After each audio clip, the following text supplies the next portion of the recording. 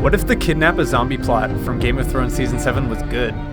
The problem that I had with the Capture a Wight plot from this past season was how idiotic and improbable of a plan it was. This one's maybe not so smart. Tyrion suggesting that Cersei will be receptive if they show her proof that the Wights are real goes against everything that Tyrion knows about Cersei. Tyrion sending Jon and company off on an extremely dangerous quest just because he thinks there's a minuscule chance that Cersei will agree to join them if they succeed is not a believable plotline, even in a world where there's dragons and magic. So, the simple solution to this plot hole is to make the quest to capture a Wight Cersei's idea, not Tyrion's. If Cersei promises a truce to Tyrion and Daenerys if they can bring her a Wight, the journey to capture one makes much more sense. Here's how I believe the plot should have played out.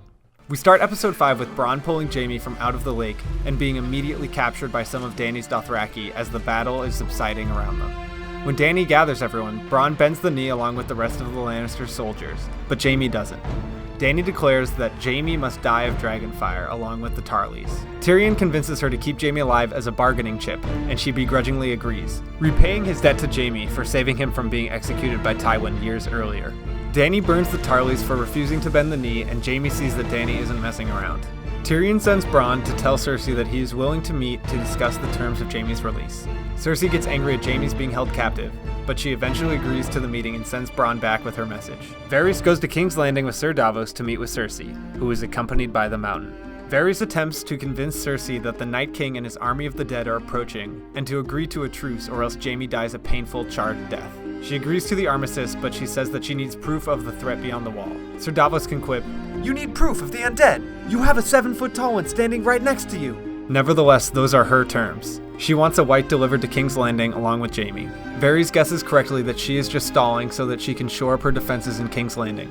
But it doesn't matter. She has the leverage of holding King's Landing and the knowledge that Dany doesn't want to burn it to the ground, or else she would have done it by now. So Varys has no choice but to return to Dragonstone with the news that they have to go capture a Wight in order to get an armistice. And can pick up Gendry on the way if people want that fan service. Most of Dany's council agrees that the objective is ridiculous and will be extremely difficult, but if that's what Cersei wants for the truce, then they will at least need to attempt it. Also, Dany doesn't mind the plan because she's still not totally convinced about the army of the dead beyond the wall either. Jon says he should lead the mission to go to Eastwatch because he knows the North and the dead better than anyone. Dany says she'll allow Jon to go, but on the condition that she flies him there on her dragons. She doesn't have the patience to wait around while Jon sails all the way to Eastwatch. Dany can also take Jorah and Gendry if people want that fan service. She offers to fly over the wall and take Jon directly to some Wights, but Tyrion dissuades her, reminding her how important her safety is to their plan, so they compromise with her staying at Eastwatch with her dragons while Jon and company capture the Wight.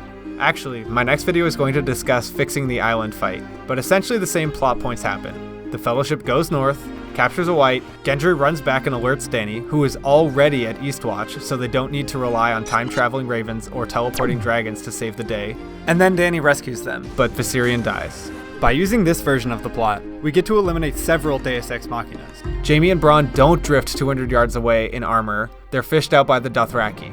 And the Fellowship doesn't have to sit on the island waiting for a raven and Dany to come from Dragonstone. She's already at Eastwatch. But the main improvement is that the asinine Wight idea is Cersei's, not Tyrion's. It's suicidal, but it's a necessary part of the negotiation. At the end of episode 6, we're essentially in the exact same situation as the actual TV series, but the plot to get us there is much more believable. My next video will be trying to fix the island battle beyond the wall from episode 6, and after that one is reworking the plot to give Littlefinger the ending that he deserved. I beg you. Thanks for watching, and subscribe if you want more videos like this. Big thanks to Reddit user Jax Masterson for his post that inspired this video. See you next time.